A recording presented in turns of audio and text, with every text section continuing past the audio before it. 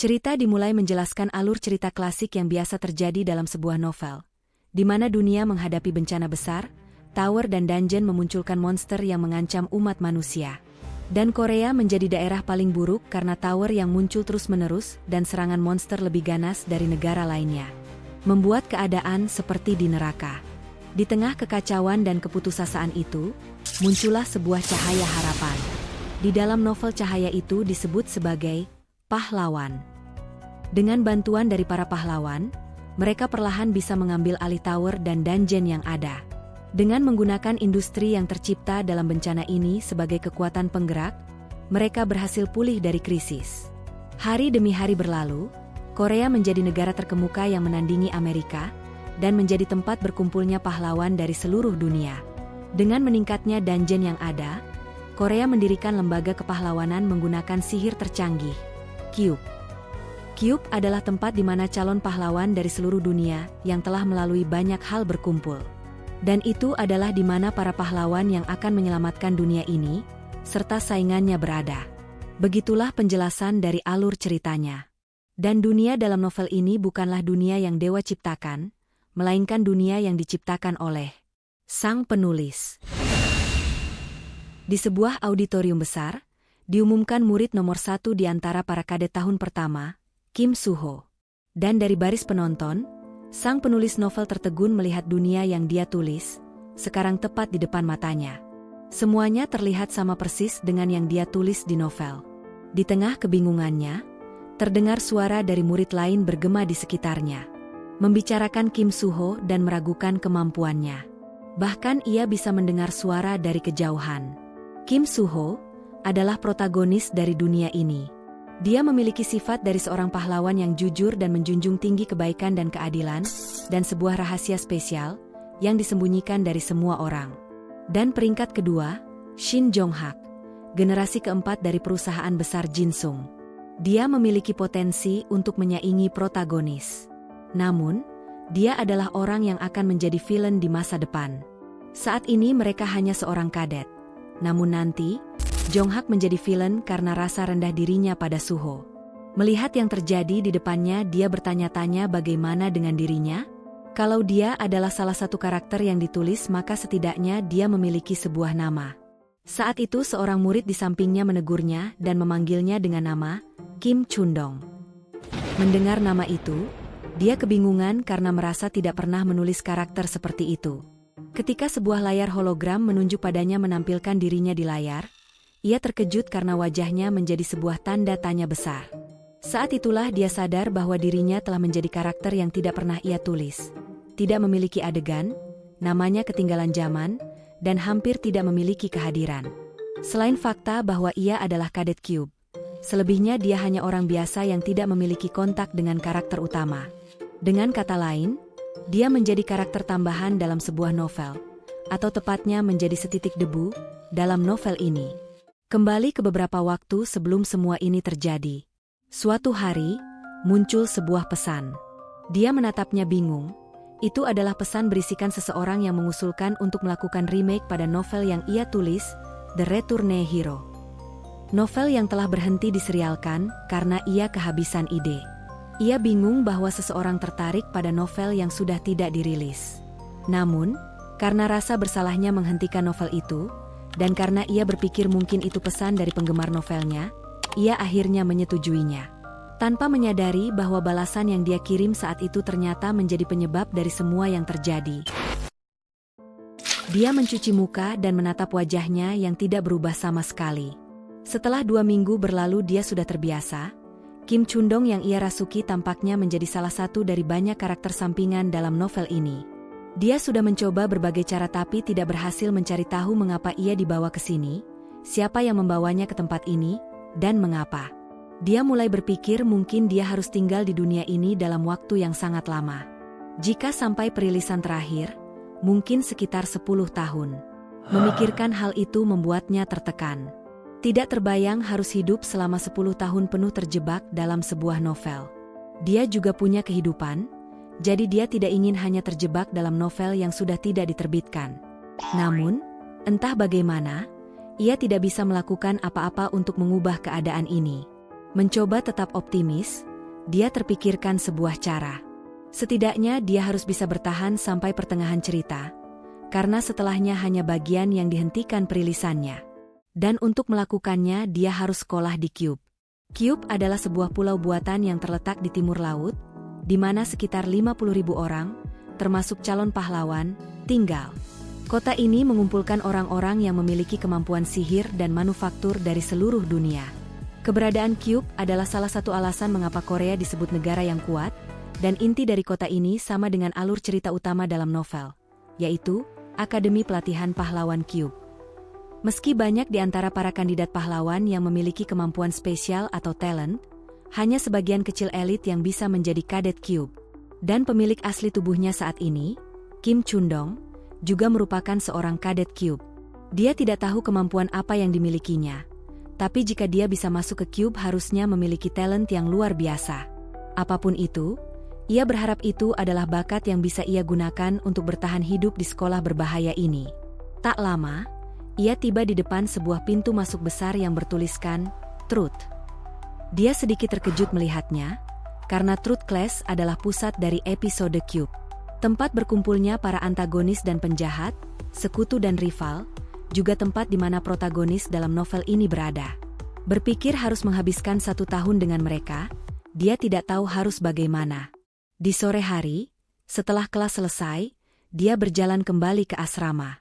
Dia terkejut melihat sebuah paket di depan kamarnya. Dia membuka paketnya, bertanya-tanya apakah ini paket untuk Kim Chundong. Ketika ia membuka paket itu, ia terkejut karena paket itu berisi laptopnya dari kehidupan lamanya. Ia bingung kenapa itu bisa ada di sini. Ketika ia menyalakannya, layar bercahaya muncul, menunjukkan notifikasi, memulai sinkronisasi. Cahaya terang tiba-tiba muncul. Kim Chundong memulai sinkronisasi pada Kim Ha-jin. Tiba-tiba berbagai statistik serta pengaturan muncul di hadapannya. Melihat itu Ha-jin yakin bahwa laptop itu memang miliknya. Tubuhnya mulai berubah. Setelah sinkronisasi sampai di 99%, laptop itu mati sebentar lalu muncul notifikasi. Unique Authority Setting Intervention telah diperoleh. Sesuatu darinya terasa berubah. Kim Chundong kini berubah menjadi Kim Ha-jin. Ha-jin melihat layar laptopnya untuk memastikan keadaan, lalu terkejut karena wajahnya kini tidak lagi sebuah tanda tanya, melainkan wajah aslinya. Melihat banyak notifikasi sistem, dia bingung dengan apa yang terjadi. Ha-jin bertanya-tanya, apa mungkin ini sebuah pencerahan? Pencerahan adalah fenomena awakening yang terjadi saat seseorang melampaui batasannya. Dengan mengikuti proses pencerahan, seseorang dapat melihat bakat, keterampilan, kemampuan dan lainnya, juga bisa menjadi lebih kuat dengan metode yang lebih efisien. Sederhananya, setelah pencerahan seseorang bisa melihat status window miliknya. Ha-jin kemudian memeriksa status window-nya. Ia memiliki bakat, pengamatan, dan penjelajahan. Bakat pengamatan memungkinkannya mengamati semua karakter yang muncul dalam jangkauannya, dan bakat penjelajahan memungkinkannya menjelajahi bagian pengaturan laptop kapan saja tanpa perlu media. Dia juga bisa melihat statistiknya. Bagian yang benar-benar menarik perhatiannya adalah sinkronisasi dan instalasi. Ia tidak tahu apa arti keduanya. Namun ia menduga mungkin itu adalah alasan mengapa wajahnya berhenti berupa tanda tanya dan kembali normal. Statistik Ha-jin turun drastis dibandingkan Kim Chundong. Namun sebagai gantinya dia mendapatkan poin. Lalu ada pengaturan intervensi. Dengan ini, dia dapat menulis atau mengedit target yang tidak hidup menggunakan SP seperti statistik, bakat, penguasaan, dan konstitusi miliknya. Tertulis cara untuk mendapatkan poin SP adalah dengan memperbesar kepentingan Kim Ha-jin di dunia ini. Ia bisa mengonversi 1 poin menjadi 1000 SP, dan ia juga bisa menulis bakat dengan menukarkan 10.000 SP. Ha-jin kebingungan, tidak merasa pernah menulis semua hal itu. Ditambah untuk mendapatkan story point itu, berarti Ha-jin harus meningkatkan keterlibatannya di novel ini. Dengan kata lain Ha-jin diberikan laptopnya dan kemampuan aneh ini, agar bisa mencampuri alur dari cerita utama. Di tengah kekesalannya, muncul notifikasi lain. Namun itu adalah notifikasi terkunci yang baru terbuka saat cerita utama berakhir. Melihat itu Ha-jin semakin kesal. menyadari bahwa jika ia ingin menemukan petunjuk untuk kembali ke dunia asalnya, dia harus ikut campur dalam cerita. Hajin lalu duduk dan membuka laptopnya. Mencoba tenang karena tidak ada jaminan juga bahwa dia akan dikembalikan ke dunia asalnya saat dia tidak melakukan apa-apa dan menunggu sampai bagian rilisnya dihentikan. Bahkan jika informasi yang terbuka bukan yang dia inginkan, dia mungkin akan menemukan petunjuk untuk melarikan diri dari dunia ini jika ia terlibat dengan karakter utama. Dan untuk melakukannya, ia harus menjadi cukup kuat untuk bertahan dalam cerita utama. Dalam novel ini tidak ada konsep level up. Satu-satunya cara adalah dengan poin. Dan jika Hajin ingin memaksimalkan poin yang dimilikinya, dia harus menginvestasikannya pada keberuntungan. Keberuntungan tidak hanya sebatas untuk menemukan hadiah dalam dungeon. Itu adalah atribut yang mempengaruhi setiap aspek kehidupan.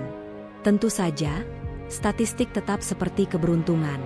Dibuat agar tidak bisa dinaikkan dengan poin.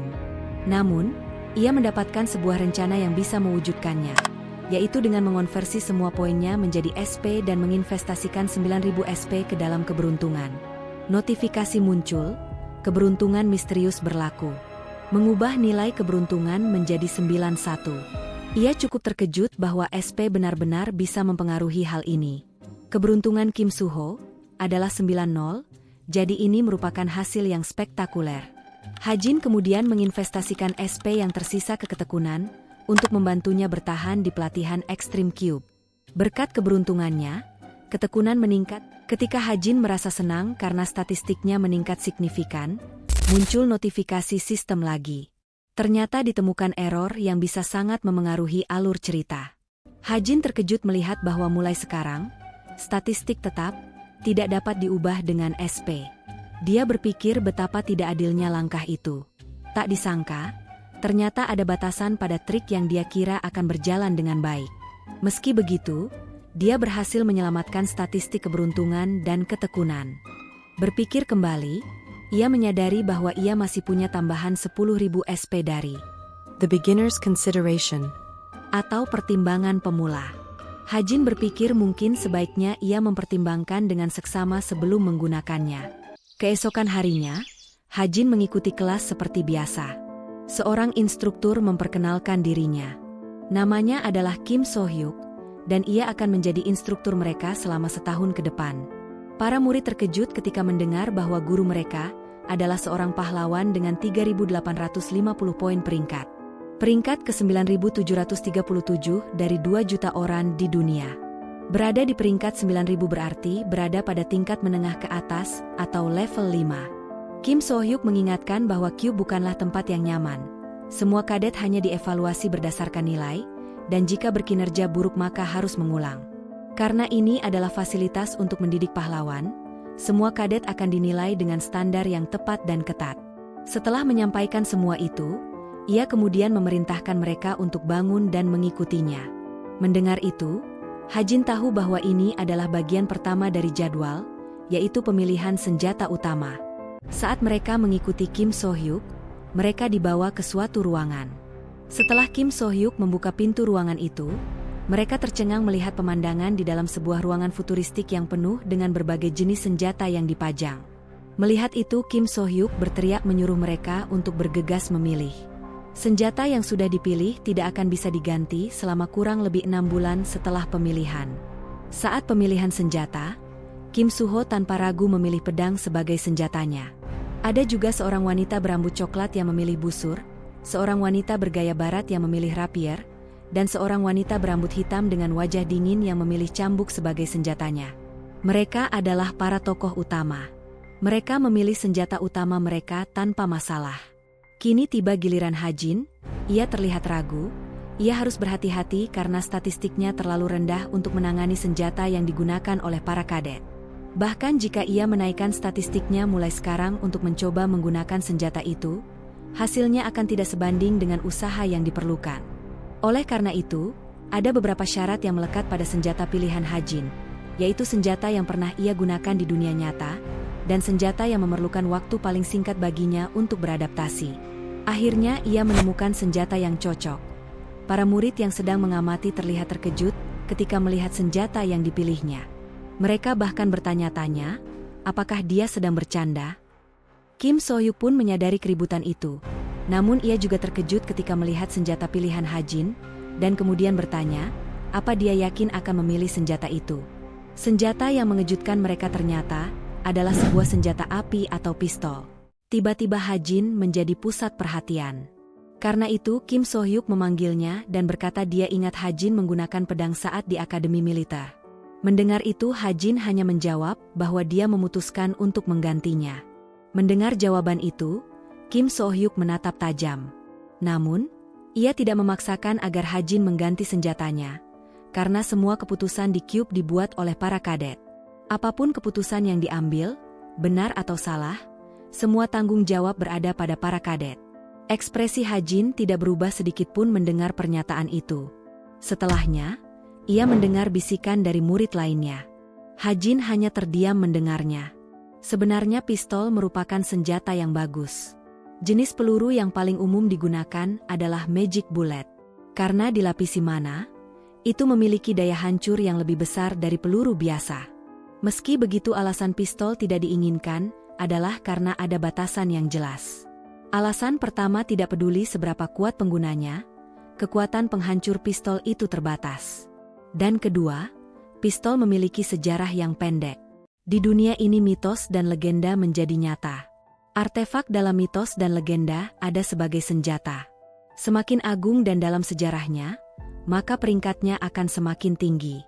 Karena itu kebanyakan orang memilih senjata kuno daripada senjata modern, karena mereka sangat percaya diri dengan skill mereka sendiri. Tapi Ha-jin tidak peduli dengan hal itu. Dia berpikir bagaimanapun dia bukanlah seorang protagonis dalam dunia manhwa. Ia tidak pernah menggunakan pedang sebelumnya. Memilih pistol juga bukanlah hal buruk. Dia bisa langsung menggunakannya dan itu akan membuatnya menonjol hingga bisa mendapat lebih banyak SP. Setelah memilih senjata, tiba saatnya untuk memilih bakat atau talent, yaitu kemampuan spesialisasi. Kebanyakan orang hanya menerima satu talent, tapi ada beberapa karakter pengecualian yang memiliki talent pasif dan aktif. Seperti pemilik karakter Sword Saint, Kim So-ho. So-ho kini berada di ruang latihan, dia terkejut melihat ada orang di sana. Orang itu adalah Chen Na-yun.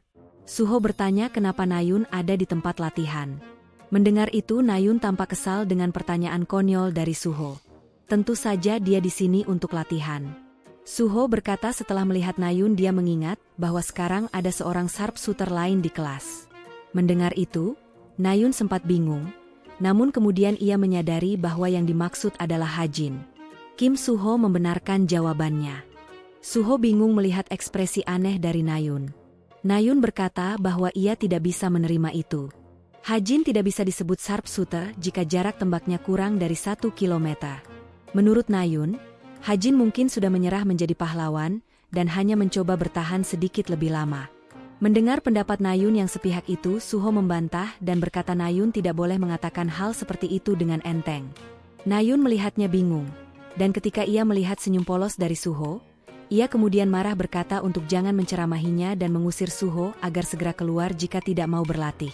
Di sisi lain, Ha-jin merasa seseorang membicarakannya namun tidak peduli, dan hanya berpikir bahwa ia juga bisa mendapatkan SP dari hal itu. Dia sedang berpikir talent apa yang akan dia buat. Bagaimanapun tokoh utama bisa menjadi pahlawan terhebat hanya dengan talent. Itulah pentingnya talent. Karena ia perlu 10.000 SP ketika menulis bakat pertamanya, ia tidak ingin menyia-nyiakan kesempatan itu.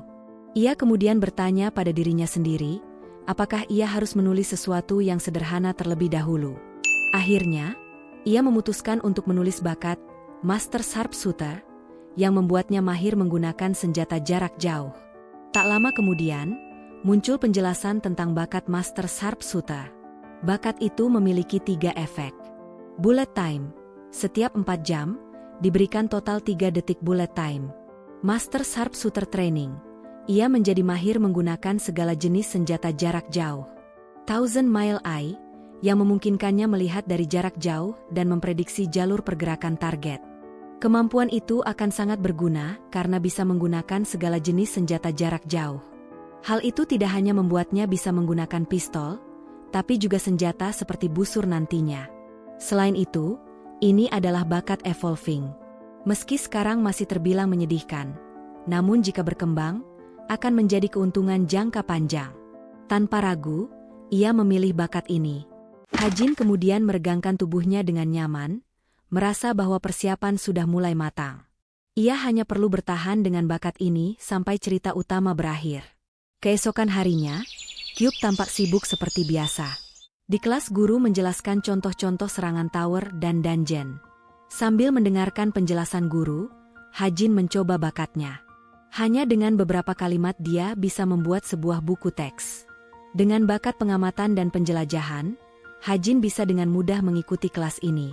Sama seperti namanya, dengan kedua bakat itu dia bisa mengobservasi semua karakter yang masuk dalam jarak pandangnya. Dan kapanpun dia mau, dia bisa menelusuri pengaturan garis waktu dari laptop di retina tanpa perantara. Setelah penjelasan itu, guru mengatakan bahwa tes tertulis sudah dekat dan kelas selesai. Di sana terlihat Nayun yang kesal, berkata bukankah hanya perlu menunjukkan keterampilan saat praktik. Seperti ucapan yang terkabul, tak lama kemudian, seseorang masuk ke kelas dan memberitahu mereka untuk pergi ke lapangan dalam 20 menit. Nayun pun sangat senang mendengar kabar itu. Beberapa murid lainnya juga tampak antusias karena itu berarti akan ada latihan praktis. Tetapi Ha-jin tidak tampak semangat seperti mereka. Ia hanya berpikir, akhirnya tiba saatnya. Saat mereka tiba di lapangan, guru mengumumkan formasi tim. Setiap tim terdiri dari 4 anggota, yaitu 2 warrior, 1 sharpshooter, dan 1 support. Tim ini akan bertahan sampai ujian tengah semester, kecuali ada keadaan khusus. Setiap tim akan dibagi secara adil. Kadet berperingkat tinggi dan rendah akan ditempatkan dalam tim yang sama. Ia mengingatkan mereka untuk mengingat kata-katanya supaya tidak terjadi kebingungan nantinya. Dan menampilkan nama masing-masing tim. Saat Ha-jin melihat timnya, ia terkejut karena tidak menyangka akan berada dalam tim yang sama dengan orang itu. Orang yang dimaksud adalah Yo Yeon-ha. Seperti semua novel, di sekeliling protagonis selalu ada karakter yang berinteraksi atau bentrok dengannya untuk pengembangan cerita. Dan bahkan di antara karakter utama itu, Yeon-ha adalah karakter yang spesial. Yeon-ha adalah penerus utama guild nomor 1 di Korea, Essence of the Strait. Pada awal novel, Yeon-ha menentang Suho. Tapi lama-lama dia terpengaruh oleh Suho, lalu menjadi teman yang bisa diandalkan. Di saat seperti ini, Ha-jin sadar bahwa hubungan dengan Yeon-ha sangat penting, karena Yeon-ha merupakan salah satu tokoh utama. Semakin dia terlibat, semakin banyak SP yang bisa dia dapatkan. Jadi, dia bertekad dalam latihan hari ini untuk menemukan cara menarik perhatian Yeon-ha. Setelah pembagian tim diumumkan, Yeon-ha didatangi oleh 2 anggota lainnya, yaitu Jin Ho-sung dan Hazuki. Yeon-ha awalnya berpikir untuk mengabaikan mereka. Namun karena mereka akan menjadi satu tim, dia kemudian tersenyum ramah dan menyambut mereka dengan sopan. Mereka berdua terkejut karena mereka seumuran namun Yeon-ha begitu sopan. Yeon-ha bertanya di mana anggota terakhir mereka. Tepat setelah itu Ha-jin datang. Ha-jin mencoba untuk tidak gugup karena dia tahu Yeon-ha membenci orang yang kurang percaya diri. Meskipun Yeon-ha tampaknya tidak peduli, 2 anggota lainnya menyambutnya dengan baik. Jin Ho-sung ingat Ha-jin adalah siswa yang memilih pistol saat pemilihan senjata sebelumnya. Kim So-hyuk tiba-tiba berkata dengan tajam, apakah mereka punya waktu untuk mengobrol. Mereka terkejut ketika instruktur itu tiba-tiba muncul dari belakang. Kim So-hyuk mengatakan bahwa dia sudah mengirimkan lokasi monster yang akan dihadapi setiap tim ke jam tangan mereka. Dan menyuruh mereka cepat berangkat. Mereka bergegas ke lokasi. Ternyata lokasi itu dekat dengan sebuah laut. Ketiganya terlihat berlari cepat ke sana, sambil melihat lokasi yang ditunjukkan pada jam tangan mereka. Yeon-ha kemudian berkata bahwa sepertinya mereka akan segera tiba, dan dia menyuruh mereka untuk bersiap. Mereka harus bisa menemukan informasi tentang monster yang akan mereka hadapi ketika tiba di lokasi. Sementara ketiganya berlari dengan santai menuju lokasi yang ditentukan, Ha-jin terlihat kesulitan berlari untuk mengejar mereka. Dia begitu kelelahan sehingga rasanya hampir mati. Ha-jin yakin stat vitalitasnya pasti jauh lebih tinggi dari orang biasa. Tapi siapa sangka bahwa hanya bisa mengejar adalah hal terbaik yang bisa dia lakukan saat ini. Ha-jin benar-benar tidak percaya melihat mereka berlari begitu cepat dengan santai. Itu membuatnya bertanya-tanya, apakah ini hal yang normal bagi kadet Cube? Mereka akhirnya tiba di area latihan pantai nomor 8. Ada sebuah kapal di pantai dekat mereka. Misi mereka kali ini adalah memburu monster gurita. Mereka tidak perlu menunggu terlalu lama karena setelah mereka tiba, monster itu muncul dan langsung menyerang kapal. Melihat itu, Yonha kemudian berkata kepada mereka untuk membuat rencana untuk misi ini sambil menunjukkan hologram monster. Dia menjelaskan bahwa itu adalah monster kelas menengah bawah. Black Hump Octopus. Kekuatan serangan tubuh utama monster ini sendiri tidak terlalu tinggi, tetapi masalahnya adalah benjolan di kepalanya. Ketika Black Hump Octopus merasakan bahaya, dia mengeluarkan oktopi dari benjolan itu untuk menyerang musuhnya. Tidak hanya puluhan oktopi penghisap darah yang keluar secara bersamaan, tetapi setiap oktopi adalah monster berbahaya yang bisa mengubah manusia biasa menjadi mumi dalam sekejap. Mendengar itu, Jin Hosung menyimpulkan bahwa ketika pertarungan dimulai, mereka harus memprioritaskan untuk menghabisi oktopi yang keluar terlebih dahulu. Hazuki juga mengatakan bahwa mereka harus cepat menangani para oktopi, jadi Hajin si penembak harus. Sebelum dia menyelesaikan kalimatnya, Yeonha memotongnya dan mengatakan bahwa dia akan menghadapi bayi oktopi tersebut. Warrior akan tetap di belakang untuk menghemat kekuatan sihir. Black Hump Octopus memiliki tingkat pemulihan yang kuat, jadi mereka harus memisahkan benjolan dari tubuh utamanya dengan satu serangan. Mendengar rencana itu, Hajin menyadari bahwa Yonha mencoba mengeluarkannya dari latihan. Yonha bertanya apakah semuanya sudah siap sekarang, dengan sorotan tajam yang diarahkan pada Hajin. Yonha berkata untuk memulai misinya. Hajin sangat kesal dengan itu. Sementara monster oktopus sibuk menghancurkan kapal, Jin Hosung muncul di dekatnya dengan kapak di tangan. Dia kemudian mencoba memancing monster itu ke pantai. Monster itu tampaknya menyadari keberadaannya lalu menyelam ke bawah menuju dirinya. Hosung berlari panik ketika melihat itu. Di tengah misi terdengar pemberitahuan bahwa tim 5 atau tim mereka telah menemukan monster. Mereka kemudian bersiap menghadapi monster gurita tersebut. Seperti yang telah dijelaskan Yonha sebelumnya, ketika oktopus itu mendekati mereka, benjolan di kepalanya meledak, mengeluarkan oktopi. Jin Hosung berkeringat dingin ketika melihat itu dan berlari sekuat tenaga menjauh dari sana. Oktopi itu kemudian datang menghantamnya dari atas. Dia sangat khawatir ketika melihat itu, tetapi untungnya Yeonha datang untuk menyelamatkannya. Dia dengan mudah membunuh oktopi itu dengan cambuknya. Namun, itu tentu tidak menghilangkan bahaya yang mereka hadapi saat ini. Jin Hosung menatapnya dengan kagum. Dia sangat terkesan dengan kekuatan menakutkan Yonha.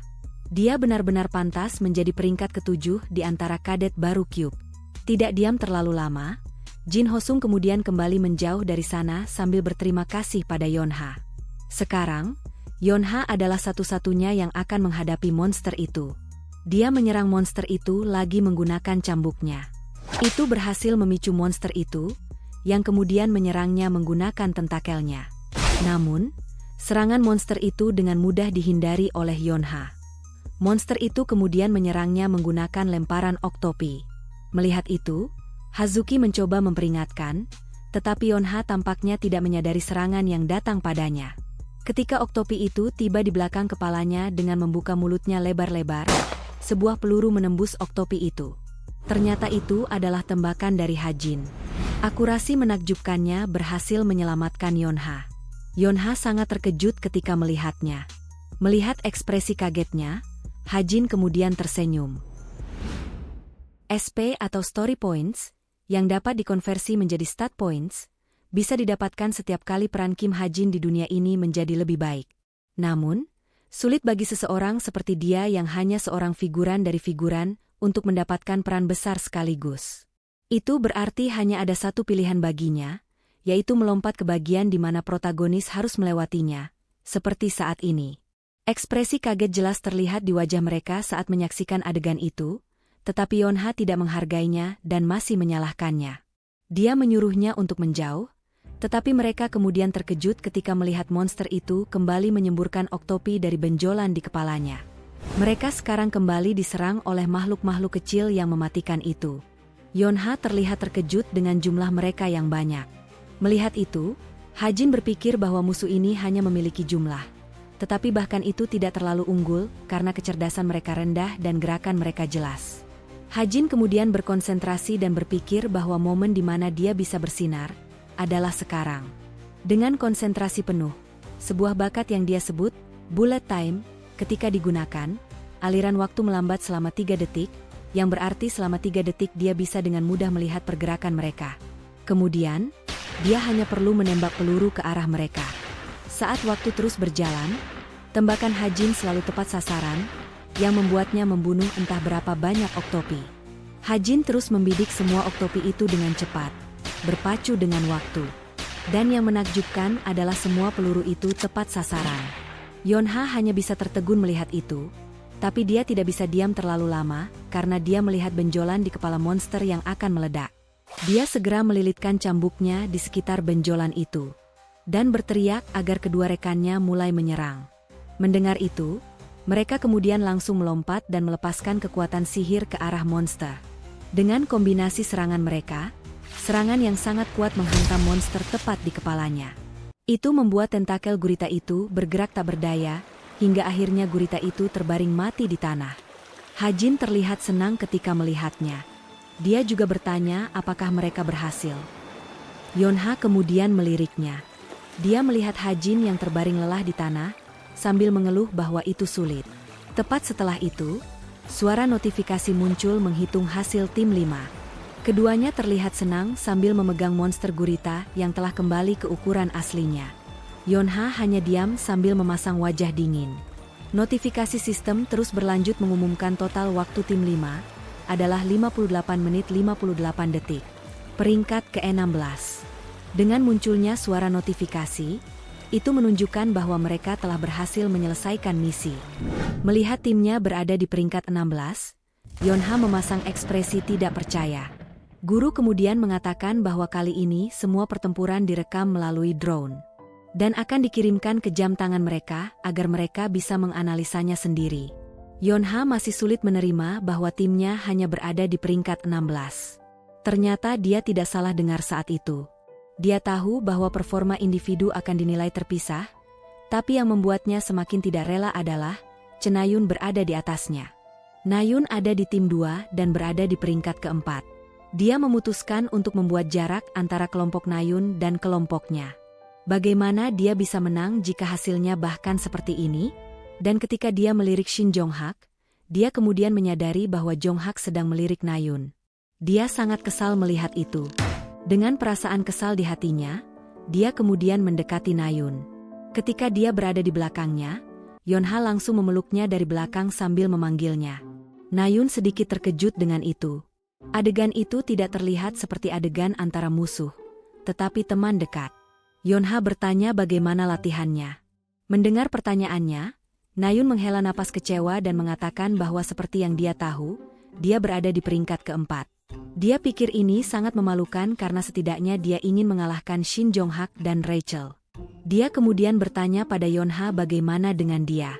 Mendengar itu, meskipun dia sangat kesal, Yonha menjawab bahwa dia berada di peringkat 16. Namun, Nayun merasa terkesan padanya ketika mendengar bahwa dia masih bisa mendapatkan peringkat 16 dengan seorang penembak di timnya. Dia merasa akan jauh lebih baik jika hal itu tidak menghalanginya. Mendengar itu, Yonha berpikir bahwa memang benar mereka membutuhkan waktu 50 menit, dan 10 menit disebabkan oleh orang itu. Tapi selain itu, kontribusinya dalam pertempuran melawan monster cukup tinggi. Puluhan oktopi yang dia tembak semuanya mati sebelum menyentuh tanah. Itu membuatnya bertanya-tanya, apakah mungkin dengan peluru sihir biasa? Dua anggota timnya yang lain juga merasa bahwa mereka berhasil membunuh monster itu karena Hajin. Yonha bertanya-tanya, siapa sebenarnya Hajin ini? Tapi kebingungan itu tampaknya tidak akan terselesaikan dalam waktu dekat. Di ruang latihan, Hajin terbaring lelah di lantai setelah menyelesaikan latihannya. Dia menggaruk belakang kepalanya karena lupa memeriksa alarm sejak dia berlatih. Dia bertanya-tanya seberapa banyak peningkatannya. Notifikasi sistem kemudian muncul terus-menerus. Keberuntungan aktif karena target adalah monster peringkat rendah. Akurasi meningkat secara dramatis. Semua serangannya mengenai target. Kemahiran bakatnya meningkat 20%. Persepsi meningkat 0,03. Keberuntungan aktif. Indera penglihatan dan pendengarannya akan segera menjadi lebih tajam. SP meningkat 27. Melihat itu, Hajin berpikir bahwa keberuntungannya aktif seperti yang diharapkan selama latihan hari ini, dan SP-nya juga meningkat sedikit. Campur tangannya dengan Yonha membuahkan hasil. Peningkatan stat dari latihan juga cukup besar. Selama latihan, kekuatan, ketahanan, dan vitalitas meningkat 0,02. Keberuntungannya meledak. Mana telah meresap ke dalam sel-sel otot yang rusak. Kekuatan, ketahanan, dan vitalitas meningkat 0,03. Peningkatan stat yang signifikan ini tidak terlepas dari peran pencerahan dan keberuntungan. Karena dia telah meningkatkannya sebanyak ini, Hajin berpikir untuk mengakhiri latihan hari ini. Setelah merapikan peralatan latihan, Hajin kembali ke asrama. Saat itu sudah malam, dan bintang-bintang bersinar begitu indah di langit malam yang gelap. Di asrama Yonha, dia terlihat sedang menonton rekaman, adegan ketika Hajin menembak Oktopi.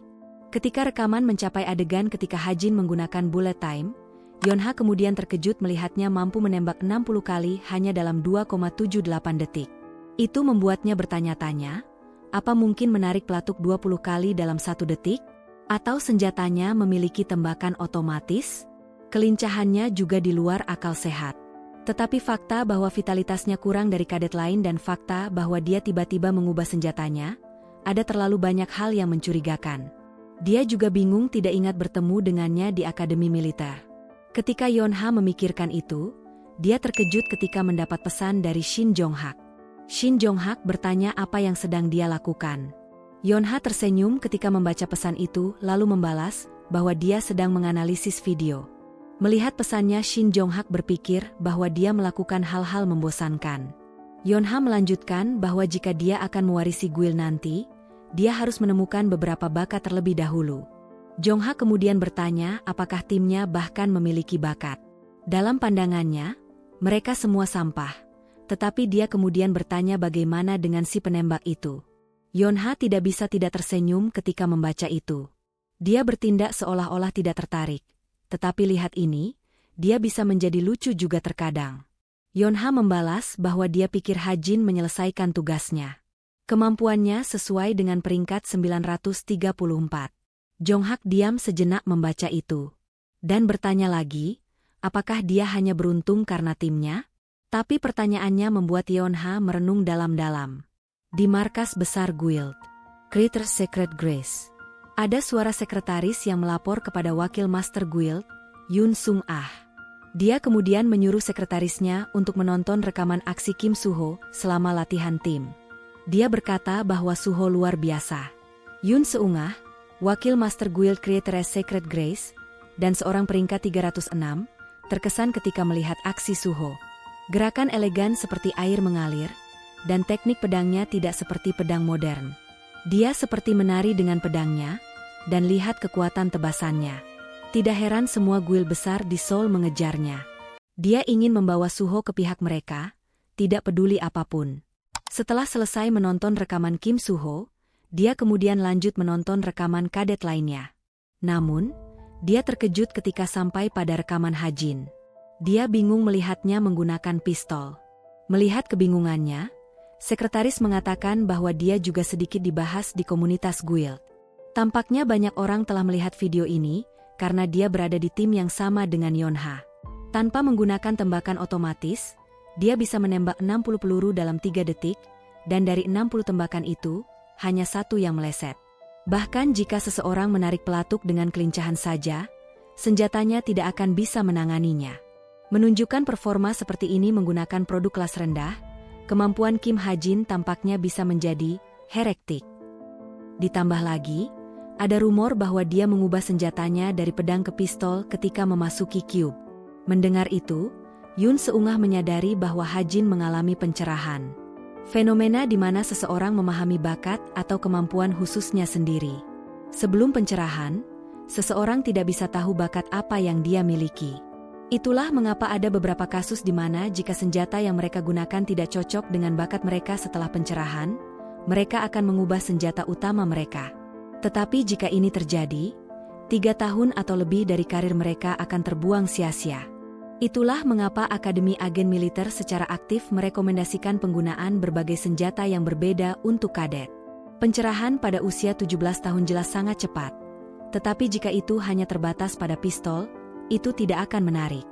Dia kemudian bertanya apakah mereka memiliki pengintai yang bebas sekarang. Mendengar itu, sekretaris menjawab tidak karena kadet tahun ini sangat spesial. Semua pengintai sudah memiliki target.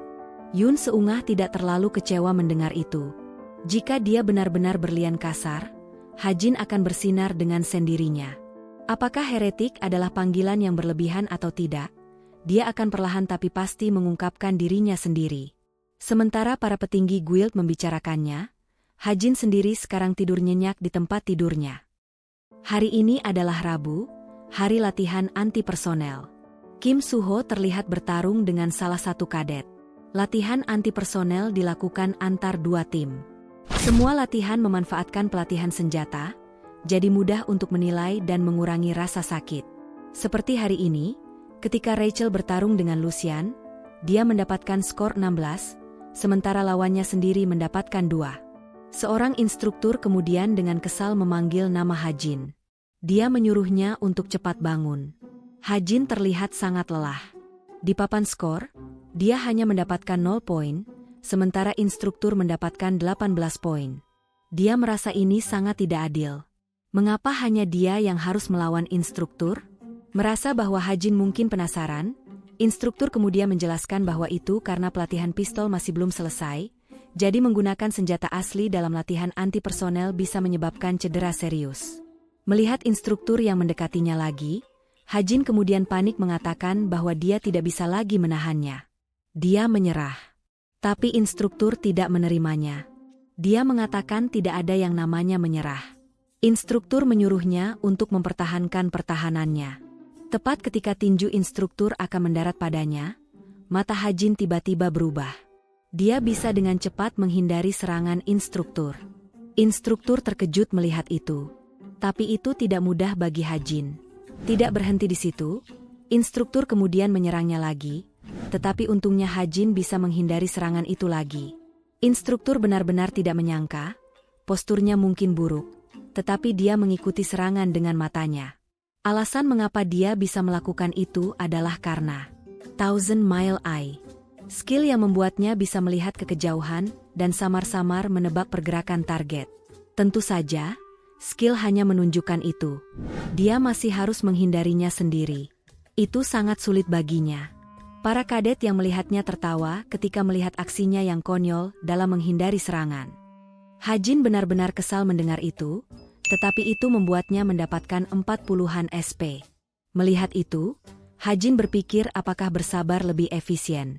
Setelah latihan selesai, Hajin kemudian membeli cola dari mesin penjual otomatis. Namun, dia kemudian terkejut ketika melihat Yonha yang lewat di sana.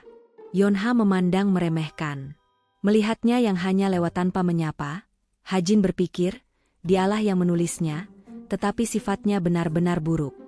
Dia bertanya-tanya, apakah dia harus mengetesnya? Hajin kemudian membeli minuman lain dari mesin penjual otomatis. Kemudian memanggil Yonha dan melemparkan minuman yang dia beli ke arahnya. Melihat itu, Yonha kemudian cepat menangkap minuman itu. Dia bertanya apakah Hajin mengajaknya ribut. Mendengar itu, Hajin hanya bingung bertanya apa maksudnya. Selama sesi latihan terakhir, dia telah membantu. Dia memberikannya itu, berharap untuk akur. Sebuah tes sederhana, jika bersikap lunak dengan karakter figuran cukup untuk mendapatkan 40 SP, berapa banyak SP yang akan dia dapatkan jika dia mulai mengobrol dengan karakter utama? Yonha kemudian mengatakan bahwa dia baik-baik saja, Hajin harus meminum semuanya.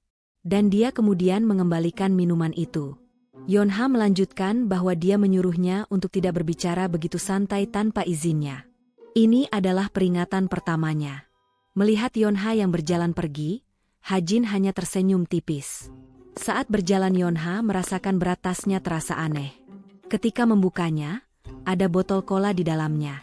Dia tahu ini adalah ulah Hajin. Dia sangat kesal mengetahui itu. Ketika dia akan membuangnya, dia tiba-tiba berhenti. Dan berpikir bahwa cola itu tidak bersalah. Adegan itu dilihat oleh Hajin. Dia tahu Yonha adalah pecinta junk food seperti cola, ramen, dan burger, tapi karena reputasinya, dia tidak bisa membeli makanan seperti itu sendiri. Itu adalah pengaturan karakternya. Bahkan jika dia mencoba mengungkapkan pengaturan karakternya yang tidak diketahui siapapun. Tapi jika dia hanya mengobrol sebentar dengannya, dia tidak akan mendapatkan banyak SP. Tentu saja, dia harus memaksakan dirinya ke dalam cerita utama. Itu berarti bagian selanjutnya dari cerita utama yang akan dimulai adalah serangan jin pada Museum Senjata Nasional. Dejin adalah orang-orang yang membuat kontrak dengan iblis. Dejin yang menukar jiwa mereka untuk kekuatan besar menjadi tangan untuk pekerjaan iblis dan telah menyebar. Insiden ini terjadi karena motivasi membunuh individu tertentu di Museum Senjata Nasional. Tapi Dejin digagalkan oleh karakter utama yang kebetulan ada di sana melihat pameran. Protagonis Kim Soo-ho mendapatkan beberapa minat dari beberapa karakter utama karena episode ini. Bukan hanya dua karakter utama, Kim Soo-ho dan Chen Na-yun, yang muncul, tetapi karena ini masih dekat dengan awal cerita, Jin tidak terlalu berbahaya. Ha-jin kemudian berpikir bahwa dia bisa menyelinap ke episode ini. Untuk saat ini, dia harus menemukan cara untuk menyelinap ke museum. Tapi sementara dia sibuk dengan pikirannya, seorang petugas tiba-tiba memanggilnya dan menegurnya karena jam pelajaran sudah selesai dan menyuruh Ha-jin kembali ke asrama. Mendengar itu, Ha-jin meminta maaf dan mengatakan bahwa dia akan segera ke sana. Tetapi ketika dia mengambil laptopnya, sebuah pesan tiba-tiba muncul. Di Cube, terdapat berbagai kegiatan seperti di kebanyakan sekolah. Bisa dibilang seperti organisasi kecil yang dioperasikan kadet. Akademia, seni bela diri, pengalaman langsung, hobi, dan masih banyak lagi. Dalam latar novel, ada sekitar 100 macam klub di Cube. Selain untuk meningkatkan diri, klub juga berperan sebagai platform sosialisasi antar kadet. Hari ini Ha-jin ikut serta dalam kegiatan travel club. Oh Han-hyun, ketua dari klub Healing Rain, menyambut mereka yang berpartisipasi hari ini. Han-hyun mengungkapkan ada banyak anggota baru yang hebat tahun ini, dan bertanya-tanya apa ini sungguhan saat dia menerima formulir pendaftaran. Melihat Han-hyun yang gelisah, para juniornya menyemangatinya. Setelah tenang, Han-hyun menjelaskan tentang travel club Healing Rain kepada anggota baru. Tujuan utama klub ini adalah istirahat. Mereka akan menggunakan portal untuk bepergian keluar Cube 1 atau 2 kali sebulan. Hari ini, mereka berencana pergi ke tempat terdekat untuk sosialisasi kelompok, yaitu ke Seoul. Perjalanan ke Seoul, di mana orang-orang bebas melakukan apapun yang mereka inginkan, dengan 2 orang dalam satu kelompok, persis seperti yang dia tulis di novelnya. Tujuan Ha-jin hari ini adalah Museum Senjata Seoul, tempat di mana cerita utama pertama dimulai. Dia akan pergi bersama protagonis dan diam-diam menyelinap ke dalam alur cerita utama. Cara menentukan kelompoknya adalah dengan mengambil undian. Dia tidak ingat menulis tentang hal itu, tapi dia tidak terlalu mempedulikan siapapun yang dipilih. Dia bisa bekerja sendiri. Tak disangka dia berkelompok dengan Yeonha. Yeonha mendatanginya dan berkata mereka sebaiknya berpisah. Ha-jin hanya mengiyakannya. Ketika Yeonha pergi, dia tiba-tiba berhenti dan berbalik menatap Ha-jin mengancam, memperingatkannya jangan bicara informal. Ha-jin mendengarnya tidak heran dan mengiyakannya. Setelah beberapa waktu, Ha-jin akhirnya tiba di Museum Senjata Seoul. Ini adalah museum senjata nasional dengan pameran replika senjata terbesar di Korea. Saat berjalan-jalan di sana, dia melihat Chen Na-yun yang sedang melihat replika senjata yang dipajang. Tidak jauh dari sana, dia juga melihat Kim Soo-ho yang sedang melihat senjata-senjata itu. Ketika Ha-jin mendekatinya, Soo-ho menyadari kehadirannya. Ha-jin bertanya, apa Soo-ho sedang mengamati pedang 7 cabang? Soo-ho menatap Ha-jin bingung. Menyadari kebingungannya, Ha-jin segera memperkenalkan diri. Mendengar namanya, Soo-ho meminta maaf karena lupa. Dia ingat bahwa Ha-jin adalah orang yang memilih pistol sebagai senjatanya. Dia tidak menyangka Ha-jin akan bergabung dengan travel club. Melihat Soo-ho, Ha-jin mengingat sebelumnya dia diamuk para pembaca karena mereka bilang protagonis ini terlalu sempurna, kurang mirip dengan kenyataan. Soo-ho mengajak Ha-jin melihat pameran tembakan namun Ha-jin menolaknya dan berkata mereka tidak memiliki waktu untuk itu. Tiba-tiba, gedung museum bergetar hebat. Pengunjung yang ada di sana menatap bingung. Speaker menyala, dan seorang petugas memperingatkan bahwa monster telah muncul di luar museum. Pengunjung menjadi sangat cemas mendengarnya. Banyak pengunjung yang terkejut dan melarikan diri. Situasi menjadi sangat kacau karena kepanikan. Bahkan ada seorang anak yang didorong jatuh. Tiba-tiba, ada suara pecahan kaca yang sangat keras. Suara itu disebabkan oleh Nayun yang memecahkan kaca pameran dengan keras. Mereka terkejut melihatnya. Suho yang melihatnya juga terkejut. Nayun meminta mereka semua untuk tenang. Dia berkata pahlawan yang ditugaskan ke museum pasti akan segera datang. Jika keluar dalam situasi seperti ini, itu hanya akan membuat semuanya menjadi asupan monster. Nayun mengambil busur yang ada di sana. Suara peringatan pencurian muncul yang membuat blokade diturunkan. Sistem keamanan museum langsung mengunci seluruh ruangan. Tidak peduli dengan itu, Nayun menyuruh Suho untuk mengambil senjata juga. Mereka harus bertahan sampai pahlawan datang. Meskipun masih terkejut, Suho mengiyakan. Mereka dikejutkan oleh suara langkah kaki. Aura jahat yang sangat kuat menyelimuti orang yang baru saja muncul. Nayun langsung waspada. Orang itu adalah musuh utama dalam episode ini, seorang jin.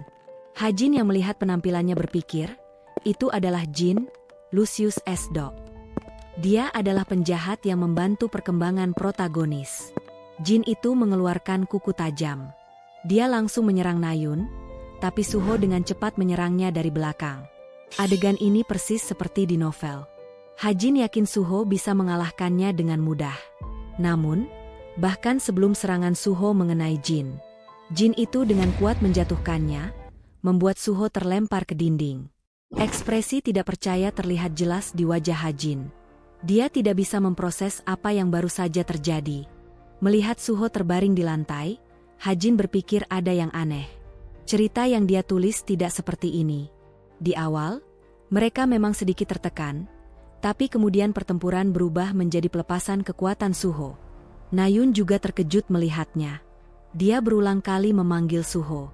Luka Suho cukup parah sampai membuatnya batuk darah. Hajin mendekatinya dan bertanya apa dia baik-baik saja. Dengan suara gemetar Suho menjawab bahwa dia baik-baik saja dan mencoba bangun.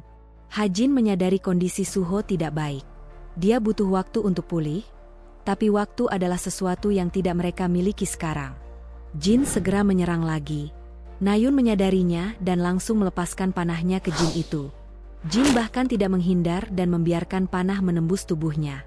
Dia tersenyum sedikit dan tidak terlihat kesakitan sama sekali. Nayun terkejut melihatnya, tapi dia tidak menyerah. Dia melepaskan panah lagi, dan sekali lagi Jin tidak menghindar dan hanya tersenyum seolah mengejeknya. Nayun merasa sangat kesal dan ngeri. Tangannya gemetar ketakutan. Dia tahu itu bukan kemampuan khusus atau penyembuhan.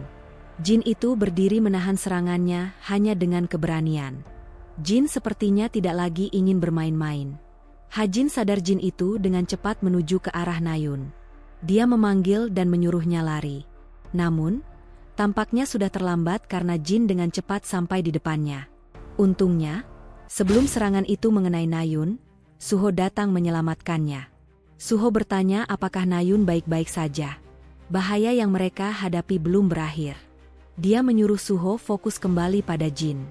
Jin bangun dengan cepat setelah menerima tendangan, dan langsung menyerang lagi. Sementara Suho berjuang melawan serangan Jin, aura hitam yang dikendalikan Jin tiba-tiba berubah menjadi sesosok naga. Suho terkejut melihatnya, dan kewalahan saat naga itu menekannya, membuatnya jatuh ke lantai. Dalam situasi putus asa ini, sebuah panah tiba-tiba melesat dari belakang Jin dan mengenai punggungnya. Panah itu pasti berasal dari Nayun. Jin tampak marah dengan gangguan itu, dan langsung menyerangnya. Nayun tidak bisa bereaksi terhadap serangan cepatnya, dan membiarkan dirinya terkena serangan itu sampai menghantam dinding di belakangnya. Melihat itu, Hajin tahu situasi ini sangat buruk. Jika terus seperti ini, seseorang bisa mati. Dia berteriak menyuruh semua orang lari. Dia yakin dia yang menulis novel ini, tapi alur ceritanya berbeda dari yang dia tahu. Dia mencoba tenang dan berpikir. Untuk saat ini, dia harus melakukan apa yang dia bisa. Saat mengeluarkan amunisinya, dia menyadari bahwa peluru itu tidak akan bisa melukai Jin. Mustahil untuk memberikan kerusakan fatal bahkan jika dia meningkatkan daya hancurnya. Tapi selama mereka masih di dunia novelnya, alur utama tidak akan berubah. Hajin menggunakan SP-nya untuk mengubah pengaturan peluru mana. Meningkatkan daya hancurnya menjadi 6 dengan menghabiskan 104 SP. Hajin mengisi senjatanya dengan peluru mana yang baru saja diubah. Dia memposisikan diri untuk membidik Jin. Dia yakin Jin memiliki atribut gelap, dan atribut cahaya yang baru dia buat akan melemahkannya. Saat hendak menarik pelatuk, Hajin memanggil Suho yang sedang bertarung melawan Jin dan menyuruhnya segera menghindar. Peluru yang mengandung esensi cahaya bisa menciptakan ledakan instan di dalam tubuh. Hajin menarik pelatuk, dan tembakannya berhasil mengenai Jin. Cahaya sangat terang menyala dari peluru yang dia tembakkan.